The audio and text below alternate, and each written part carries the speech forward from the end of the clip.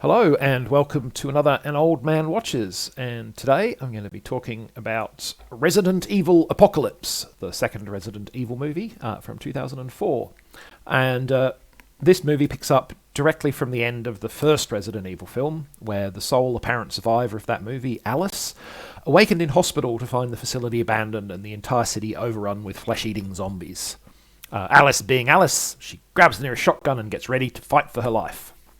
But she's not the only one struggling to survive in the increasingly dangerous city, which is soon sealed off from the outside world.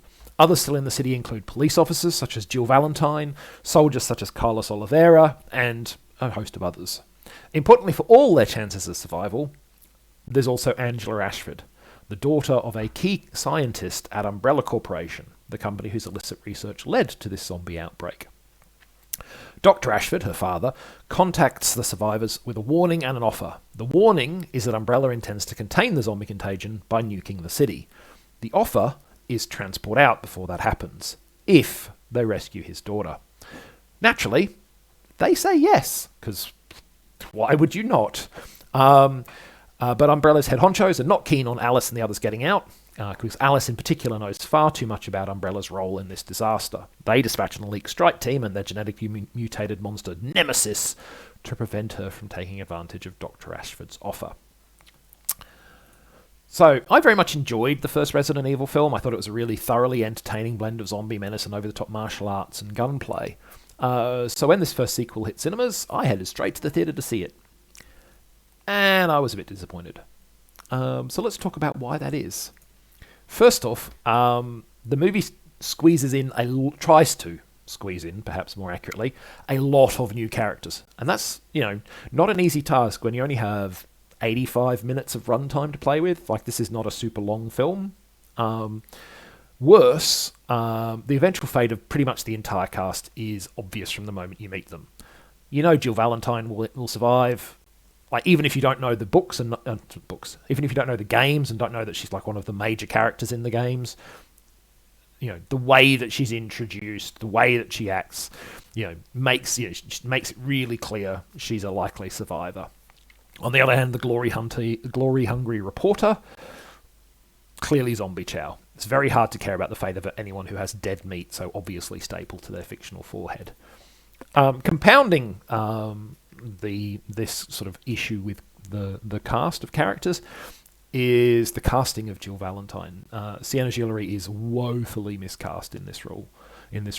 I'm not familiar with much else of her work, but the fact that she's been repeatedly employed across many projects suggests that she's actually pretty good at this acting thing. It's really not evident in this film, where she frankly looks completely lost as the tough-as-nails action hero that Jill Valentine is supposed to be.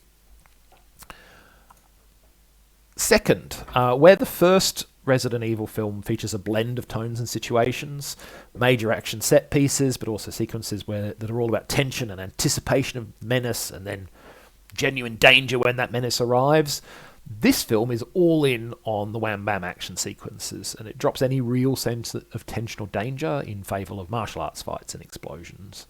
Now, if these action sequences are more interesting, the film would probably work better than it does. But they're not especially exciting. Most tellingly of all, the chief monster of the film, Nemesis, is a clunky, rather stiff-looking brute, and it just doesn't generate the sense of menace that this character clearly is supposed to have. I suspect that this is because they've obviously clearly visually designed Nemesis on the same enemy from the original computer games. I Googled to have a look, because I've not played them. But it clearly works better as pixels and bytes than it does as a prosthetic suit. Video game characters don't have to worry about the weight and awkwardness of their prosthetics that they are wearing, after all. And yeah, he's very stiff and lumbering and doesn't really have a lot of sense of menace to him.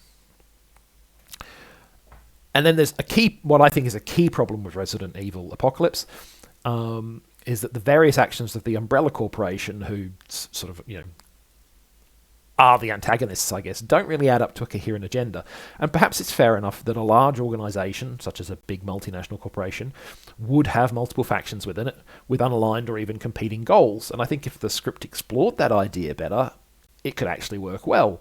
That missing sense of tension that the film, lacks, could have come from the question of, can we trust this person or not? Instead, the script mostly just seems to use Umbrella to push the plot forward toward whatever next action sequence it has planned. Those kind of plot beats can work just fine in a video game, where the action gameplay personally involves the player and is kind of the point of the experience. It gives them things to do. In a movie, though, where we're just passively watching, it gives us rather too much time to wonder, why did they send their new wonder weapon into a city that they plan to nuke? They could just shoot down anything that's trying to fly out of the city, right? That would be easier and less risk. Why does the private company even have a nuke? And if Alice is such a threat, why didn't they just kill her when she was unconscious in the hospital? They had plenty of opportunity. You probably don't want your audience sitting there wondering those questions while the movie's going on, is what I'm saying. So ultimately, I feel like this film's a pretty hollow one. It's not spectacular enough to survive purely on its action sequences, and it lacks other ideas to give those action sequences the emotional heft that would make them compelling. So ultimately, a bit disappointing. See it only if you're, a really hardcore Resident Evil movie franchise person, basically. And given the fact that I'm going to review all the rest of these, that kind of is me, and I'm still saying this is not terribly good. That's Resident Evil Apocalypse. Next time, I'm going to be talking about The Ultimate Warrior, the 1975 film starring Yul Brynner, not the incomprehensible professional wrestling star of the late 80s. But that's next time. In the meantime, thanks for watching this one, and I hope you enjoyed it.